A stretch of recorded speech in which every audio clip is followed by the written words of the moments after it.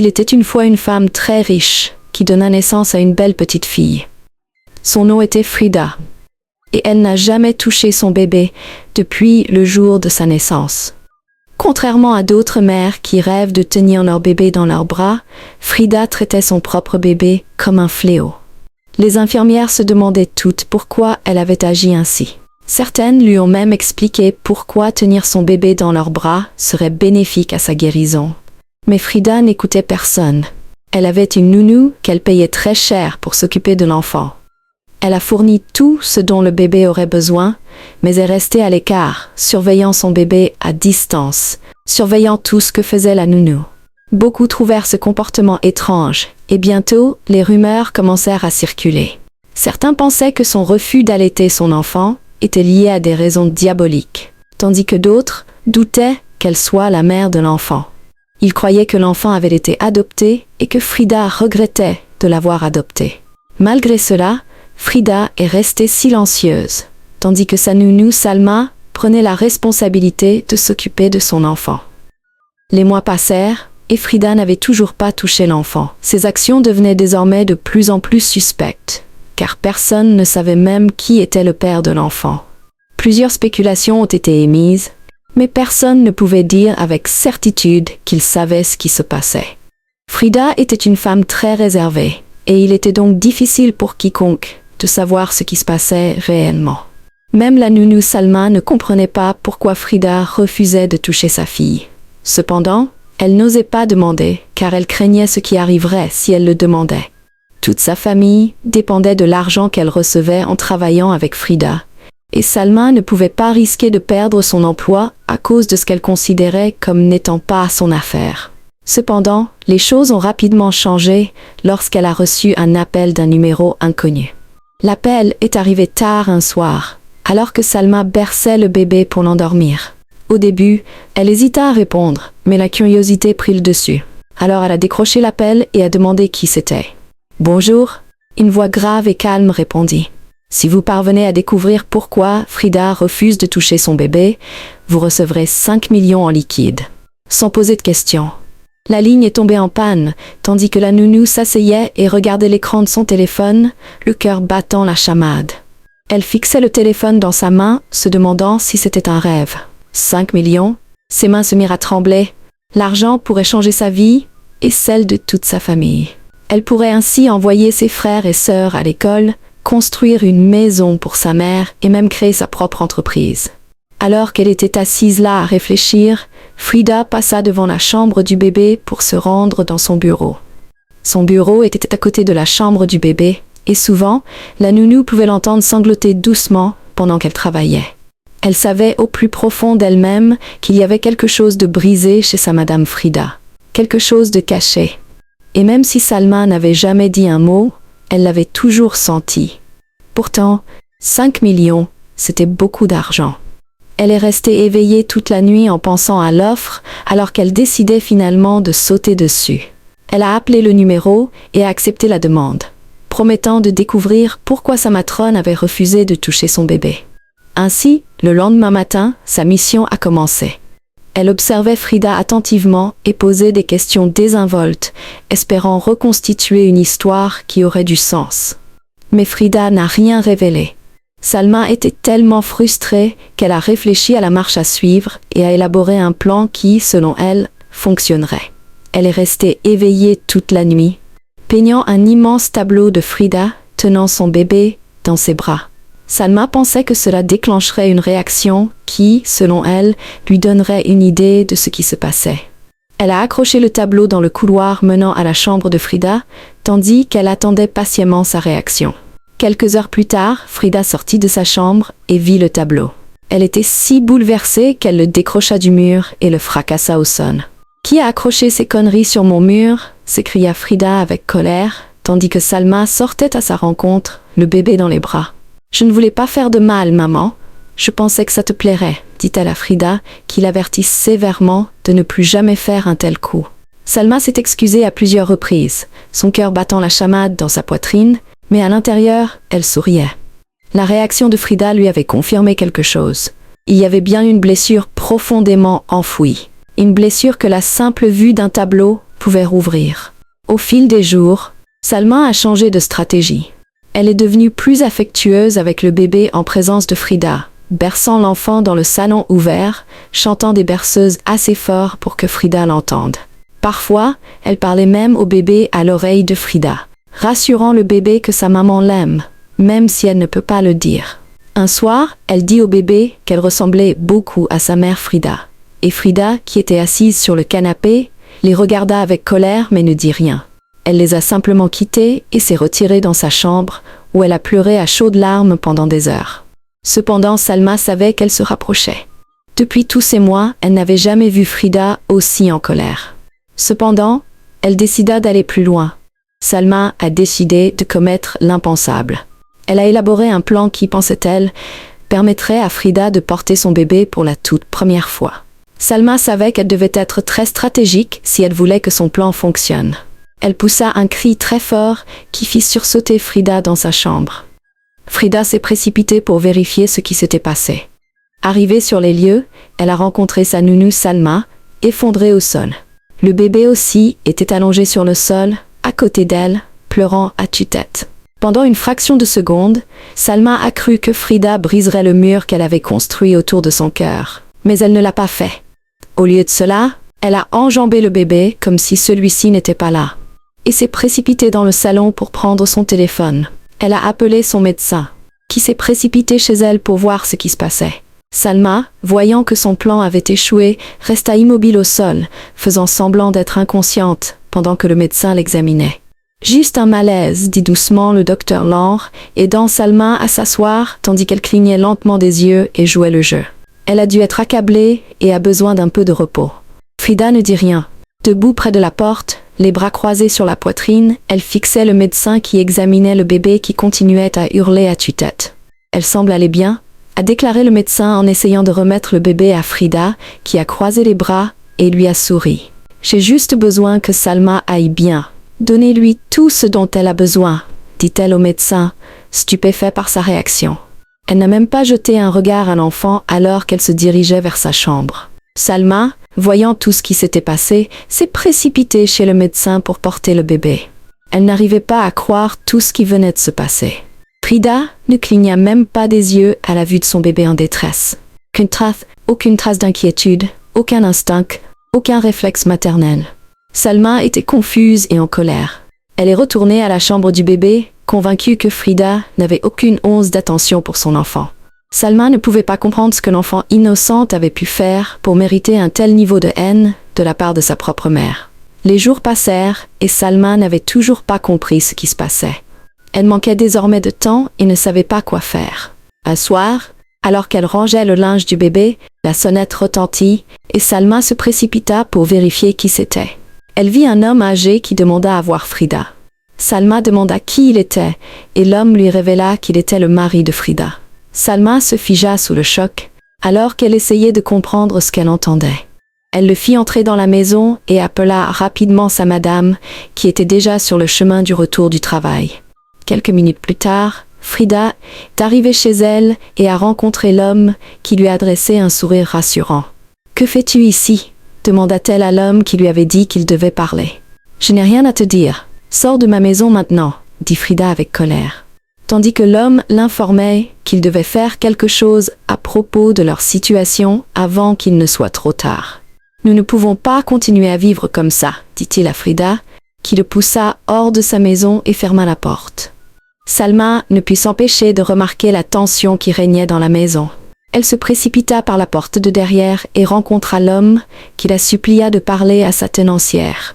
Salma a promis de parler à Frida si l'homme lui disait la vérité sur ce qui se passait. « Je te dirai tout, mais on ne peut pas parler ici. Appelle-moi, » dit-il à Salma en lui tendant son numéro de téléphone et en s'éloignant. Salma ne put contenir sa joie. Elle attendit que Frida soit couchée pour appeler le numéro. Le vieil homme décrocha après plusieurs sonneries. Salma se présenta à lui, et le vieil homme commença à lui raconter des choses qu'elle ne pouvait croire. « Frida n'a pas toujours été comme ça, » commença l'homme, la voix lourde de regret. Elle était autrefois pleine de vie, pleine de rêves, mais tout a changé le jour où elle a touché son premier enfant, et l'a vu mourir dans ses bras. Salma serrait fermement le téléphone, sa poitrine se serrant, alors qu'elle demandait ce qu'il voulait dire. L'homme soupira profondément et continua à parler. Frida était la nièce de ma femme que j'ai fini par épouser après que ma femme n'ait pas réussi à me donner d'enfant pendant près de 25 ans. J'étais mariée à sa tante, une femme bien, qui est restée à mes côtés pendant plus de 25 ans. Mais nous ne pouvions pas avoir d'enfant. Alors, quand la mère de Frida est décédée, sa tante a insisté pour qu'elle vienne vivre avec nous. J'étais réticent au début, mais ma femme m'a convaincu, affirmant que la présence de Frida à la maison nous ouvrirait des portes vers l'épanouissement. Donc accepté, et Frida a emménagé chez nous. Les premières années se sont bien passées, jusqu'à ce qu'elle devienne une femme extrêmement belle qui a attiré mon attention. Je l'ai mise enceinte, et quand ma femme l'a découvert, elle a perdu la tête. Je l'ai chassée comme si elle ne comptait plus, après 25 ans de mariage. Elle se tenait à la porte, les larmes aux yeux, et maudit Frida. Elle lui dit « Tu ne porteras jamais ce que tu voles, car tes mains apporteront la mort aux tiennes. » Puis elle marcha jusqu'à la rivière ce soir-là, et se noya. Tout le monde avait oublié la malédiction jusqu'à ce que Frida donne naissance à notre fils quelques mois plus tard. Au moment où elle l'a touché, il a cessé de respirer, et les médecins ont parlé de mort subite du nourrisson. Des mois plus tard, la même chose s'est reproduite avec notre deuxième enfant. Et le troisième, ils sont tous morts dans ses bras. Rien, absolument rien. Ils sont morts aussitôt qu'elle les a tenus. Et on a commencé à la traiter de maudite. Donc enfuie, et personne n'a plus jamais eu de ses nouvelles. Le cœur de Salma s'est brisé en 1 million de morceaux. Elle a demandé à l'homme s'il était le père de son petit bébé, et l'homme lui a révélé qu'il ne l'était pas. Je suis même choquée qu'elle ait quand même décidé d'avoir un enfant après tout ce qui s'est passé, dit-il à Salma, qui se demandait qui pouvait bien être le père de l'enfant. Elle a remercié l'homme de lui avoir raconté toute l'histoire, promettant de parler à Frida en son nom. Mais Salma savait qu'il valait mieux ne pas le faire. Tout ce qu'elle voulait, c'était savoir pourquoi Frida ne touchait jamais son enfant et qui en était le père. Elle n'était pas prête à se laisser empêtrer dans des émotions inachevées et de vieilles blessures. Salma a raccroché le téléphone et a commencé à réfléchir. Toute l'histoire était si choquante et Salma était si reconnaissante que son plan de l'autre jour ait échoué. Maintenant, elle comprenait pourquoi Frida refusait de toucher son enfant, non pas par haine, mais par devoir de la protéger. Elle a pris son téléphone et a essayé de composer le numéro de la femme qui lui avait promis 5 millions, mais quelque chose dans son esprit l'a arrêtée. Salma n'en croyait pas ses yeux. Elle décida cependant d'attendre un peu, le temps de découvrir qui pouvait être le père de l'enfant. Un matin fatidique, alors que Salma donnait à manger à son bébé des fruits écrasés à la cuillère dans la cuisine, son téléphone sonna. C'était sa petite sœur, Zainab. « Salma » dit Zainab frénétiquement. « Tu dois venir à la maison tout de suite, c'est urgent !» Le cœur de Salma se serra. « Que s'est-il passé ? Maman va bien ? Je ne peux pas m'expliquer au téléphone. Viens, s'il te plaît. » La ligne est coupée. Salma n'attendit pas. Elle enveloppa soigneusement le bébé dans un châle, prit son sac et quitta la maison sans prévenir Frida. Quelle que soit l'urgence, elle préférait s'expliquer plus tard plutôt que de retarder. Elle arriva chez sa mère, le cœur battant la chamade, le bébé endormi dans ses bras. En franchissant le portail, son regard se posa sur celui de quelqu'un qu'elle n'aurait jamais cru voir. Frida. Frida se figea, stupéfaite. Ses yeux se posèrent sur l'enfant dans les bras de Salma. « Que fais-tu ici ?» demanda Frida, la voix raide et confuse. « J'ai reçu un appel de ma sœur, » balbutia Salma. « Elle m'a dit de venir d'urgence, je ne savais pas que tu étais là. » À ce moment-là, sa sœur Zainab est sortie de la maison et son visage s'est illuminé de choc lorsqu'elle les a vus ensemble. « Tu travailles pour elle ?» demanda Zainab en désignant Frida. Salma hocha lentement la tête, révélant que Frida était sa maquerelle. « Pourquoi cette question ?» Salma demanda à sa sœur Zainab, qui l'a pris à part, de lui révéler que leur frère avait mis Frida enceinte il y a presque 2 ans. Frida était ivre, et son frère Mulilo, lui aussi ivre dans la boîte, l'a rejointe en pleurs, seule dans sa voiture. Il lui a proposé de lui tenir compagnie, écoutant ses divagations, tandis qu'elle évoquait la perte qu'elle venait de subir. De fil en aiguille, ils se retrouvèrent tous deux à l'hôtel. Ils passèrent la nuit ensemble et, au matin, Frida se réveilla seule dans la chambre. Elle n'avait ni nom ni numéro pour joindre Mulilo. Tout ce dont elle se souvenait, c'était la cicatrice qu'il avait sur son poignet, dont ils avaient parlé cette nuit-là. Ce matin, alors que Frida faisait ses courses au supermarché, elle a croisé Mulilo et l'a suivi jusqu'à la maison de sa mère, lui révélant que Mulilo était le père de son enfant. Salma resta figée, ses bras se resserrant autour du bébé. Elle se tourna lentement pour regarder Frida, qui se tenait maintenant à quelques mètres de là, son expression indéchiffrable et froide. Les murs qui entouraient l'esprit de Salma commencèrent à s'effondrer à mesure que le poids de la vérité s'installait. Le bébé dans ses bras, celui qu'elle avait nourri, baigné et bercé pendant des mois, était l'enfant de son frère, sa propre nièce. Salma s'est approchée de Frida, qui est restée là, choquée de réaliser que sa fille était la nièce de sa nounou. Salma a supplié Frida de pardonner à son frère, mais Frida a souri et a dit que tout ce qui s'était passé cette nuit-là était consensuel. J'ai accepté, et ton frère aussi. J'étais ivre, brisée, et j'avais désespérément besoin que quelqu'un m'écoute. Ton frère m'a écouté. Il ne m'a forcé à rien. Sa seule faute a été de me laisser seule ce matin-là, sans nom ni moyen de le retrouver. Je ne suis pas là pour détruire ta famille, dit doucement Frida. Je n'avais même pas prévu de venir. Mais quand je l'ai revu aujourd'hui, j'avais juste besoin de lui annoncer qu'il avait un enfant. Mulilo, qui se tenait dans un coin choqué, s'est approché d'eux et a vu sa fille pour la toute première fois. Ses mains tremblaient, tandis qu'il tendait la main pour soulever le bébé des bras de sa sœur. Mais au moment où il essayait de le retenir, le bébé lui glissa des mains et commença à tomber. Frida s'est rapidement précipitée en avant et a attrapé le bébé par la jambe, le tirant en toute sécurité dans ses bras. C'était la première fois que Frida touchait sa propre fille. Elle se mit à pleurer, persuadée que le bébé allait bientôt mourir, comme les autres, mais rien ne semblait se produire. Elle retint son souffle, attendant. 1 seconde, 2 secondes, 3. Mais l'enfant dans ses bras la regarda avec de grands yeux curieux, vivant, indemne et en parfaite santé. Frida resta figée. Ses jambes fléchirent tandis qu'elle tombait à genoux, tenant toujours son bébé contre elle. Des larmes coulaient sur son visage, tandis qu'elle serrait l'enfant plus fort, tremblante de tous ses membres. La peur, le chagrin, la culpabilité qu'elle avait enfouie pendant des années remontèrent à la surface comme une inondation. « Elle est vivante », murmura-t-elle avec incrédulité, réalisant que son bébé n'était pas mort. Salma et Zainab restèrent figées. Même Mulilo ne pouvait pas bouger. L'instant semblait sacré, car tout le monde était là, sous le choc. « Je n'arrive pas à croire qu'elle soit encore en vie. Ils disent que je suis maudite », répétait Frida à plusieurs reprises alors que Salma s'approchait. Salma s'est rapprochée et a murmuré à Frida qu'elle n'avait jamais été maudite. Les lèvres de Frida s'entr'ouvrirent alors qu'elle demandait à Salma comment elle savait cela. Salma prit une grande inspiration et commença à parler. « J'ai quelque chose à te dire, Frida. Quelque chose que j'ai appris de ton mari l'autre fois qu'il est venu nous rendre visite. » L'expression de Frida changea. Ses bras se resserrèrent pour protéger son enfant. « Il m'a dit que ta tante t'avait maudite avant de se noyer. Mais j'ai parlé à quelqu'un d'autre. Un homme qui travaillait en étroite collaboration avec ton mari. Il est venu chez nous hier, prétendant te chercher depuis des années. » Salma a ensuite révélé à Frida que sa tante ne l'avait jamais maudite. Elle ne s'est jamais noyée, puisqu'elle a été tuée. C'est son mari qui l'a tuée après avoir utilisé son utérus pour des rituels liés à l'argent. Il vous a ensuite épousée et a commencé à utiliser vos propres enfants pour ces rituels. C'est à ce moment-là que vos enfants ont commencé à mourir. Ce n'était pas une malédiction. Il les a utilisés, Frida, et vous a fait croire à vous et à tout le monde que vous étiez maudits. Il a fait croire que c'était ton contact qui les avait tués. Il a menti à tout le monde et a même payé des gens pour répandre l'histoire de la malédiction. Frida regarda son bébé, les larmes aux yeux.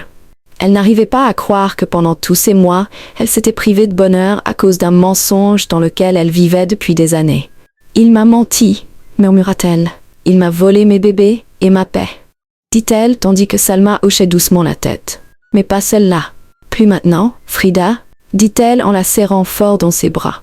Cette nuit-là, Frida n'arrivait pas à dormir. Elle a appelé quelques-uns de ses contacts et le matin suivant, le mari de sa tante a été arrêté. Des témoins qui avaient disparu se sont alors manifestés pour constituer un dossier contre lui et il a rapidement été condamné pour toutes les atrocités qu'il avait commises. Des semaines plus tard, Salma a reçu un appel d'un inconnu qui lui a offert 5 millions pour la vérité.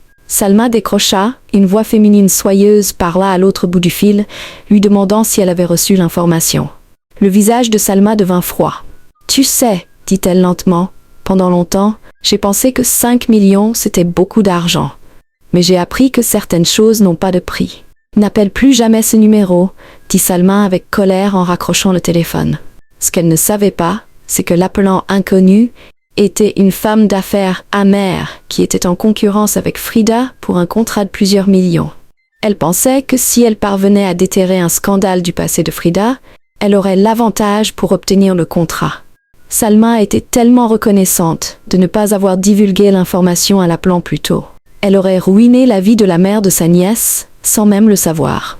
Frida, quant à elle, apprit à ses dépens qu'il ne fallait jamais prendre ce qui appartient à autrui. Elle regrettait tout ce qu'elle avait fait à sa tante et souhaitait pouvoir remonter le temps pour effacer toutes les horreurs qu'elle avait commises. La leçon à tirer de cette histoire est que la douleur a de multiples visages et que tout silence n'est pas synonyme de culpabilité. Parfois, ceux-là même que nous blâmons sont ceux qui mènent des combats invisibles. Frida nous a appris que toutes les mères qui gardent leur distance ne sont pas froides. Certaines sont simplement brisées par des mensonges trop lourds à porter. Salma nous a montré que aucune somme d'argent ne vaut la peine d'échanger la vérité de quelqu'un. Et surtout, cette histoire nous rappelle que le mal porte toujours un masque, mais que la vérité, aussi enfouie soit-elle, trouvera toujours sa voie. J'espère que vous avez apprécié l'histoire.